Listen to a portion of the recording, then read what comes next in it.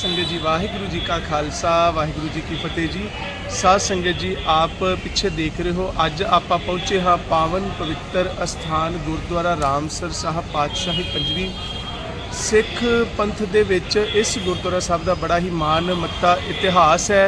यही गुरुद्वारा साहब है जिथे बैठ के पंजवें पातशाह जी ने आदि श्री गुरु ग्रंथ साहिब पातशाह महाराज जी की संपादना की सी। आओ अज आप इस गुरुद्वारे का सारा इतिहास अते इस गुरुद्वारा साहब के दर्शन करिए जी। आओ चलिए।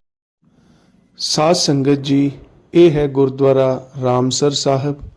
आओ सब तो पहला जो इस अस्थान का मानमत्ता इतिहास है ये वो पावन पवित्र अस्थान है जिथे गुरु अर्जन देव पातशाह महाराज जी ने आपदे हत्थां नाल एक पावन सरोवर तैयार कराया जिसका नाम रामसर साहब रखिया। ते बड़ा ही शांतमई माहौल होने के कारण इस दे लागे ही गुरु पातशाह जी ने एक तंबू लगा के आदि ग्रंथ की रचना गुरु पातशाह जी ने इत्थे ही अस्थान ते संपादना की सी। आओ हुण आपां देखिए अंदरों आपां गुरुद्वारा साहब के दर्शन करिए जी। ते इसे ही गुरुद्वारा साहब दे नाल वो सरोवर भी है जो रामसर साहब आपां तुहानूं उस दे भी दर्शन करावांगे। ते एक बड़े ही खास अस्थान इत्थे कि वो अस्थान भी है जिथे गुरु पातशाह जी ने सुखमनी साहब की बाणी वो जो रुख थले बैठ के उचारी सी वो अस्थान भी इत्थे सुभायमान है।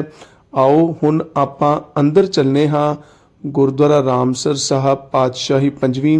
ये जो गुरुद्वारा साहब है ये बाबा दीप सिंह जी शहीद बाबा दीप सिंह जी के अस्थान शहीदगंज के जमा ही पिछले पासे है। ये है दरबार हाल गुरुद्वारा साहब का आप जी देख रहे हो।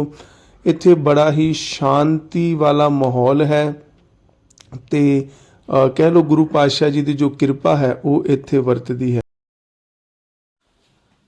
साध संगत जी आओ हुण आपां उस अस्थान के दर्शन करिए जिस अस्थान ते गुरु पातशाह जी ने रामसर सरोवर की रचना की।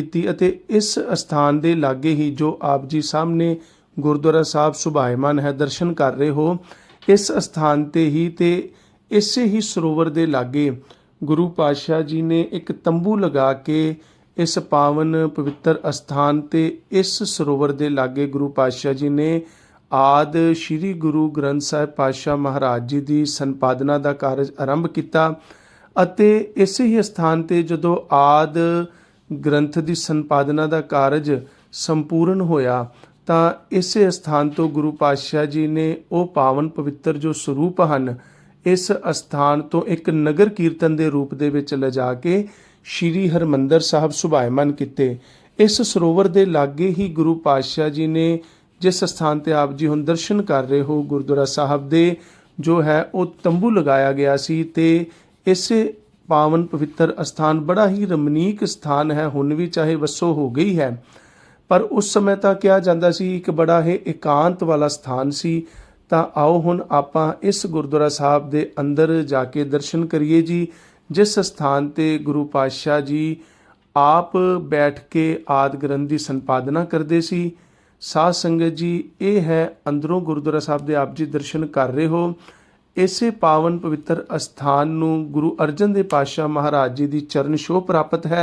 इसे ही अस्थान ते गुरु पातशाह जी ने एक तंबू जो है वो लगाया होया सी। साध संगत जी ये गुरुद्वारा साहब आपां बहुत वारी श्री अमृतसर साहब आने हाँ पर जानकारी ना होने करके आपां दर्शन नहीं कर पाते। तां जे आप जी श्री हरमंदर साहब आओ तो उत्थों लगभग 600-700 मीटर दूरी ते ये गुरुद्वारा साहब सुभायमान है।